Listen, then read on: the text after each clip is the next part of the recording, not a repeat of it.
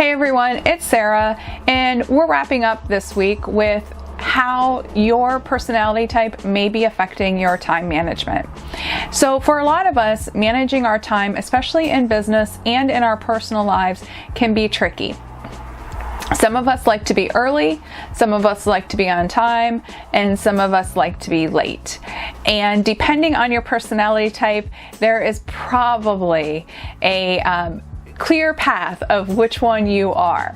So that being said, what happens when you are the person who is always late and you work in an organization that most of the other people are always on time? You need to come up with some strategies to help you manage that. So for starters, if you're leading a department and you're always late and all your people are always on time, it's just bad form. It makes the people who are on time miserable, and it makes you look like you're not quite competent. So here's what I want you to do. Set an alarm for 10 minutes before any meeting that you have.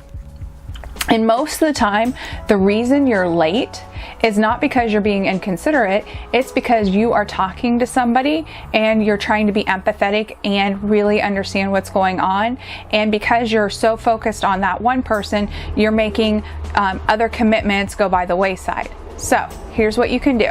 If you set the alarm 10 minutes before you have a meeting, and then if you're in the middle of a conversation with somebody, you can simply say, hey, if you were talking to me, hey Sarah, I really want to finish this conversation. I have a meeting that I have to go to, but this afternoon I'm free. Can you come back at 1 o'clock and let's wrap it up? If you do that, you sound very professional, and you also value the people's time for the meeting that you're going to next. So try that this week. If you're always on time, have empathy for the people who are late and maybe help them with reminding them that it's time for the meeting, or doing other little things like setting your own alarm so that you can send them a text message 10 minutes before and help them become more on time. Make sure you have open communication and the other person doesn't feel like you're trying to pick on them, and instead you're trying to help them. But the most important thing is remember, the relationship is important. So you need to have conversations with them and make sure that you're all on the same page. Okay, embrace the journey, and I'll see you next week.